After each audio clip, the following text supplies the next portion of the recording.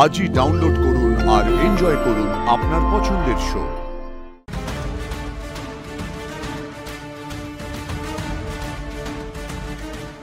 কেউ তো একটা ফলো করছে আমাকে, কিন্তু পেছন ফিরে দেখা যাবে না তো এখন। শুধু একটাই প্রার্থনা ঠাকুর, ঋষিবাবুকে নিজের মায়ের কাছে ফিরিয়ে দাও, ফিরিয়ে দাও। ওর সাথে আমার যা হিসেব সেটা আমি ঠিক মেটাবো, কিন্তু এইভাবে নয়, মায়ের কোল খালি করে নয়। ফিরিয়ে দাও ওকে ঠাকুর, ফিরিয়ে দাও।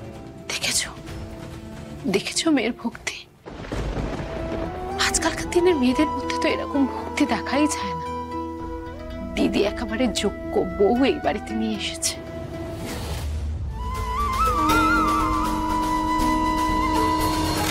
আমাকে সঠিক পথ দেখাও ঠাকুর, কোনটা ঠিক কোনটা ভুল আমাকে বুঝতে সাহায্য করো। ঋষি ব্যানার্জি আসলে শয়তান নাকি ভগবান, এটা আমার জানাটা খুব প্রয়োজন। ওনার আসল রূপটা আমাকে চিনিয়ে দাও ঠাকুর, কৃপা করো তুমি আমায়, কৃপা করো, সবটা আমাকে চিনিয়ে দাও ঠাকুর।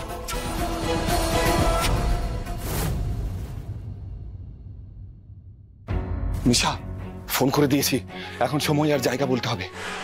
তার আগে তোকে এখান থেকে কেটে পড়তে হবে। এখান থেকে মানে?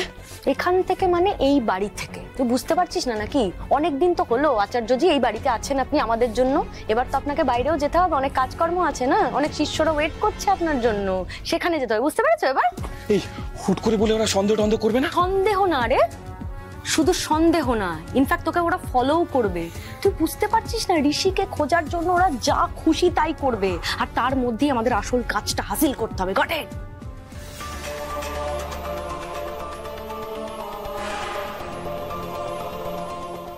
দাঁড়িয়ে দাঁড়িয়ে গালে হাত দিয়ে কি ভাবছিস তুই? ব্যাগ ফ্যাগ প্যাক করে এখান থেকে ফোট তুই তাড়াতাড়ি। আর শোন, সবার সঙ্গে দেখা করার কোনো দরকার নেই, যা ম্যানেজ করার আমি করবো। আমি বলে দেবো যে আচার্যজিকে এখন যেতে হবে দিল্লিতে, কারণ আমার বাবা তো একা, তাই। বুঝতে পেরেছিস? তারপর তারপর আবার কি?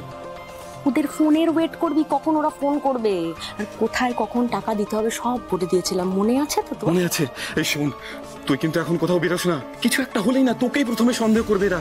দেখলি তো বিয়ের সময় কি হলো। তোর কি রে এত? তুই সবকিছু তোকে চাপ নিস কেন? তোকে যেটুকু বলেছি তুই সেটুকুতে কনসেন্ট্রেট কর। তুই তাড়াতাড়ি ছড়াবি না ভানু, বলে দিলাম। ঠিক আছে, খেয়াল রাখিস। খেয়াল।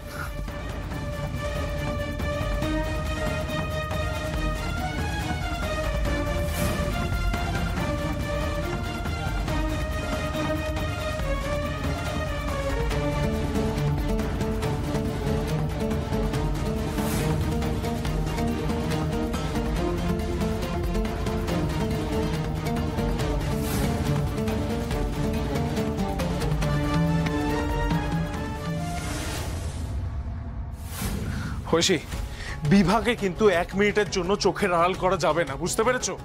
সারাদিন বাড়িতে থেকে তুমি আর কাকিমুনি দেখবে বিভা কি করছে না করছে, কার সাথে কথা বলছে, কার সঙ্গে দেখা করতে যাচ্ছে, বাড়ি থেকে বেরোচ্ছে কিনা, এই সবটা জানা কিন্তু জরুরি। আরে বাবা, সে তো সারাক্ষণই দেখছি, ওদের সবার উপরে তো নজর রাখছি, ইনফ্যাক্ট জ্যোতির ওপরেও। ওদের 2 বোনের ওপর আমার আজ থেকে সন্দেহ নাকি? বহুদিন আগে থেকে আমার সন্দেহ রয়েছে অলরেডি শঙ্খ। আর একের পর এক যে ঘটনা ঘটছে তাতে এত ইজিলি তো ওদের ওপর থেকে সন্দেহটা যাবেও না। এক্স্যাক্টলি। আর একটা কথা মনে রেখো ঐশী, বিভা কিন্তু সাংঘাতিক দ্রুত মেয়ে, সুতরাং সাবধানে। অচ্যুতানন্দজি, কোথাও বেরোচ্ছেন নাকি আপনি? কোথায় যাচ্ছেন? কি হয়েছে? হ্যাঁ, অনেকদিন তো হলো, আমাকে তো বেরোতে হবে। আর তাছাড়া আমারও তো অন্যান্য কাজকর্ম আছে, আমি এবার যাই, নালে তো সেসব আটকে আছে। কি কাজ ভানুদা? নিশার সাথে আমার কথা হয়ে গেছে, আমাকে যেতে হবে, কতগুলো কাজ আছে সেগুলো সেরে আসছি। হ্যাঁ,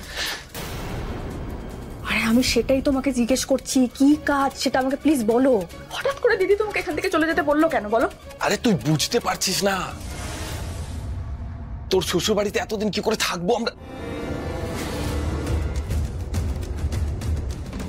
তোর শ্বশুর বাড়িতে তো এরকম আমরা থাকতে পারি না মা, দিনের পর দিন। ওরে মা শোন, হ্যাঁ চিন্তা করিস না, মন খারাপ করিস না, আমার কথাটা বোঝার চেষ্টা কর। এই অচ্যুতানন্দ আচার্য ভুল গণনা করে না কোনোদিন। তুই নিশ্চিন্ত থাক মা, তোর স্বামী ফিরে আসবে। আমি বলছি ভগবানের উপর ভরসা রাখ। তোর মতো ভালো মানুষের স্বামীর কোনোদিন কিছু ক্ষতি হতে পারে না। তোরা ভালো থাকবি, সুখে থাকবি, আমার আশীর্বাদ সর্বদা তোদের সাথে আছে। কিন্তু তোর শ্বশুর বাড়ির লোকজন আমাকে সব সময় সন্দেহ করছে। ওরা ভাবছে যে কেন আমি এখানে এতদিন ধরে রয়েছি। এসব সাংসারিক ঝামেলার মধ্যে আমাকে আর জড়িয়ে রাখিস না মা। যখনই কোনো সংকটে পড়বি আমাকে চোখ বন্ধ করে স্মরণ করবি, আমি উপস্থিত হয়ে যাব। হ্যাঁ, আসি। ভালো থাক মা, ভালো থাক। আমার কথাটা এখন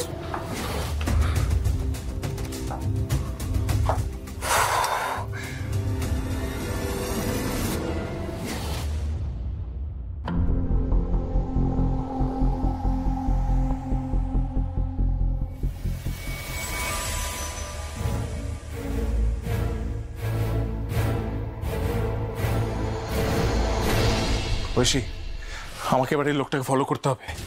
প্রথমে শিবনারায়ণ বাবু গেলেন, এখন এই অচ্যুতানন্দ। আরে হঠাৎ করে যেন সবার যাওয়ার হিড়িক লেগেছে। কোথায় যাচ্ছে এরা? না না না, গন্ডগোল আছে, নিশ্চয়ই কোনো গন্ডগোল আছে। ঐশী, আমি একটু আসছি। হ্যাঁ, আচ্ছা শোনো, যা বললাম সেটা মাথায় রেখো। বিবাহ কিন্তু এখন তোমাদের দায়িত্ব, ঠিক আছে তো? আমি আসছি।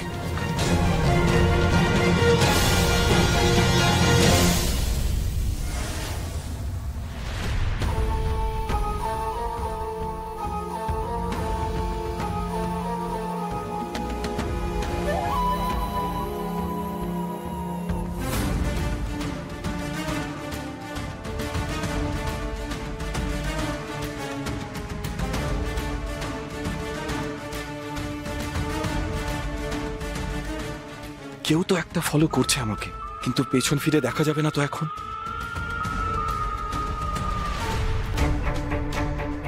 হ্যালো, হ্যাঁ বলছি, আমাদের অফিসের তরুণ এই পুপাড়ার দিকে থাকে না? হ্যাঁ, ও বাড়িতে থাকলে ওকে এক্ষুনি আসতে বল। আর শোনো, বলছি সঙ্গে 1-2 জন ছেলেকেও পাঠাতো।